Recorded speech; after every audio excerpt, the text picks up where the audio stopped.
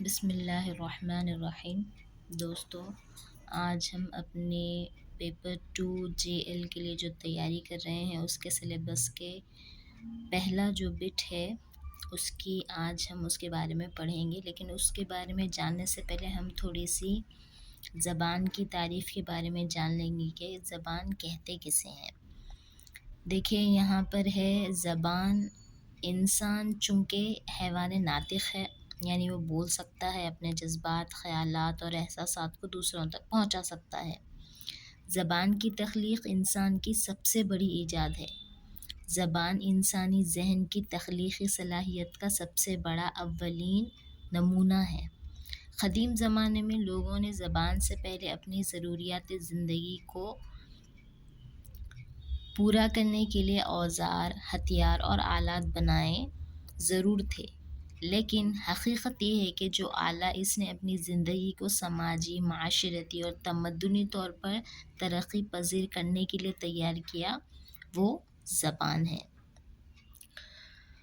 علم اللسان میں نہ تو محض خیالات و جذبات کو دوسروں تک پہنچا دینے کو زبان کہتے ہیں، نہ آواز کے مجموعے کو۔ معروف ماہر لسانیات ڈاکٹر سید غلام محی الدین قادری زور نے اپنے مضمون زبان کی ماہیت، آغاز اور تشکیل میں کہا ہے کہ زبان خیالات کا ذریعہ اظہار ہے۔ اس کا کام یہ ہے کہ لفظوں اور فقروں کے توسط سے انسان کے ذہنی مفہوم، دلائل اور ان کے عام خیالات کی ترجمانی کرنا۔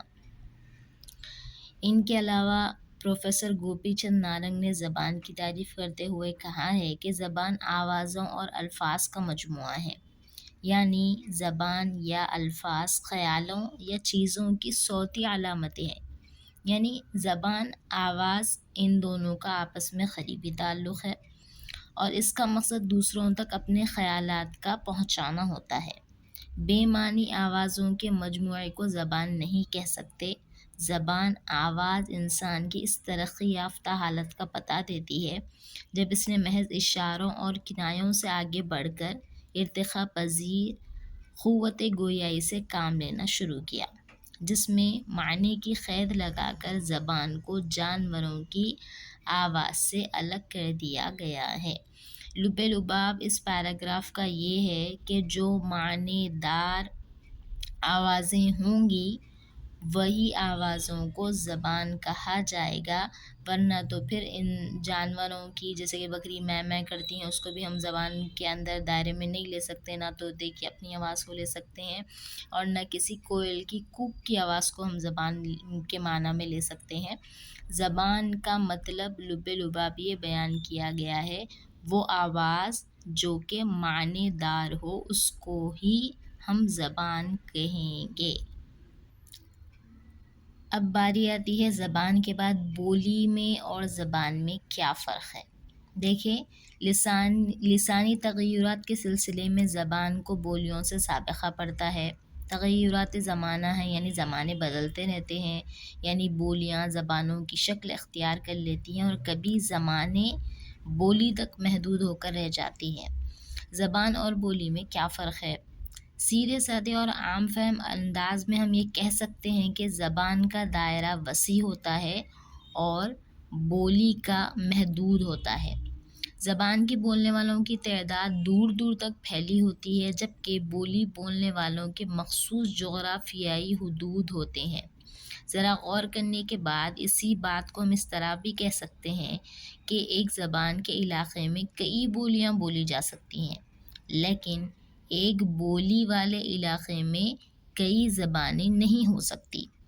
وسیع تر معنوں میں یہ کہا جا سکتا ہے کہ زبان سے ادبی تخلیق کا کام لیا جاتا ہے، نیز تعلیمی، انتظامی، عدالتی، سیاسی اور تہذیبی شعبوں میں زبان ہی کام آتی ہے، لیکن بولی میں یہ تاب و توان نہیں ہوتی۔ بعض ماہر لسانیات کا خیال ہے کہ زبان اور بولی میں کوئی خاص فرق نہیں ہے، بولی ہی ترقی کر کے زبان کا مرتبہ حاصل کر لیتی ہے۔ امریکی ماہر لسانیات وہنٹنے کا نظریہ ہے کہ زبان اور بولیوں کا تعلق ایک دائرے کی شکل میں رہتا ہے۔ زبان کچھ عرصے بعد بولیوں میں تقسیم ہو جاتی ہے، یہ بولیاں پھر زبان کی شکل اختیار کر لیتی ہے، اس طرح یہ چکر برابر چلتا رہتا ہے۔ لیبنیز نے 18ویں صدی کے شروع ہی میں یہ نظریہ قائم کیا تھا کہ مختلف زبانیں الگ الگ بولیوں کی شکل میں آگے بڑھتی ہیں۔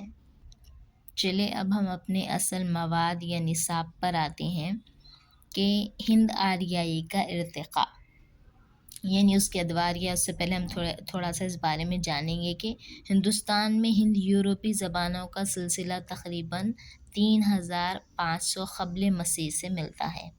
ہند یورپی زبانیں ترقی کرتی ہوئی جب 2000 سال قبل مسیح میں اپنی دوسری منزل تک پہنچتی ہے تو انہیں ہند ایرانی کا نام دیا گیا۔ ہند یورپی زبانوں میں ادب اور زبان دونوں حیثیتوں سے ہند ایرانی کو سب سے قدیم اور اہم سمجھا جاتا ہے۔ ہند ایرانی آگے بڑھتی گئی تو 3 شکلیں اختیار کرتی ہیں۔ اس زبان کا جو گروہ ایران میں مقیم رہا اس سے ایرانی زبان کا سلسلہ ملتا ہے۔ کچھ لوگ کشمیر اور اس کے آس پاس تک پہنچ گئے، وہاں پشاچا زبانوں کا سلسلہ پھیلا، اور جب آریوں کا ایک گروہ بڑی تعداد میں اپنی لسانی ورثے کے ساتھ ہندوستان میں آیا تو یہیں سے ہند آریائی کا سلسلہ شروع ہوا۔ ہندوستان کی موجودہ زبانیں اسی خاندان سے تعلق رکھتی ہیں جن میں اردو بھی ایک ہے۔ اردو کی ابتدا اور ارتقاء کا مطالعہ کرنے کے لیے ہند آریائی کے ارتقاء کا جائزہ لینا ضروری ہے، جس کا گہرا تعلق ہندوستان میں آریوں کی آمد سے ہے۔ آریاؤں کی قدیم کتاب میں ان کے اصل وطن اور ہندوستان میں ان کی آمد کے سلسلے میں کوئی اشارہ نہیں ملتا۔ زیادہ تر مورخین اس بات پر متفق ہے کہ یہ خانہ بدوش لوگ تھے جو دنیا کے مختلف خطوں میں پھیل گئے۔ جہاں بھی گئے وہ کسی منظم شکل میں مقیم نہیں رہے، بلکہ تلاش معاش میں جہاں مناسب جگہ ملی وہیں چھوٹے چھوٹے گروہوں میں تقسیم ہو کر آباد ہو گئے۔ ہندوستان ایک زرخیز ملک تھا، یہاں خوشحال زندگی گزارنے کے پورے امکانات موجود تھے، اس لیے ان کی بڑی تعداد یہاں آ گئی۔ بعض قدیم کتابوں سے یہ بھی پتہ چلتا ہے کہ آریہ لوگ تبت سے ہندوستان میں آئے۔ چند سنسکرت کے عالموں کا خیال ہے کہ یہ ہندوستان ہی کے باشندے تھے جو بعد میں مختلف علاقوں میں پھیل گئے، تاہم ان نظریات کے متعلق کوئی تحقیقی ثبوت نہیں ملتا۔ زیادہ تر محققین اس بات پر متفق ہیں کہ آریوں کا اصل وطن وسطی ایشیا تھا۔ یہ لوگ جنوب مغربی روس کے علاقے سے چل کر عراق، ایران اور افغانستان سے ہوتے ہوئے ہندوستان پہنچے۔ ہندوستان میں آریاؤں کی آمد۔ ہندوستان میں آریوں کے داخلے کا زمانہ 1500 قبل مسیح مقرر کیا جاتا ہے۔ ہندوستان میں آریوں کا سابقہ دراوڑی اور آسٹرک قوموں سے پڑا۔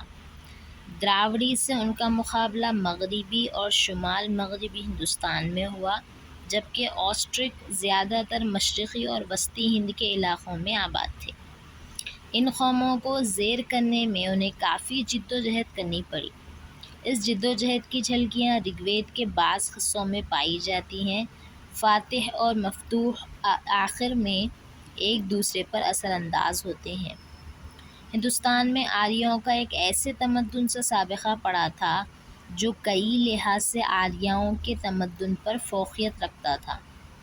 آریوں نے دراوڑی مذہب سے بہت سے عناصر قبول کر لیے، بعض دیوی دیوتاؤں کے تصورات اور دیو مالا، کچھ کھانے پینے کی چیزیں، پان سپاری، لباس میں دھوتی اور ساری خالص دراوڑی عناصر ہیں۔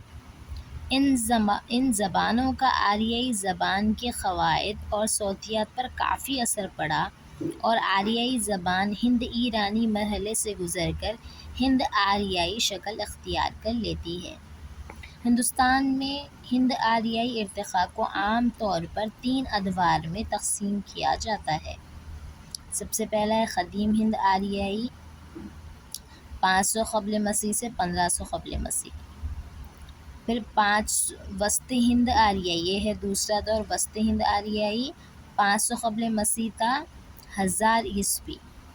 تیسرا ہے جدید ہند آریائی، 1000 عیسوی تا زمانۂ حال تک۔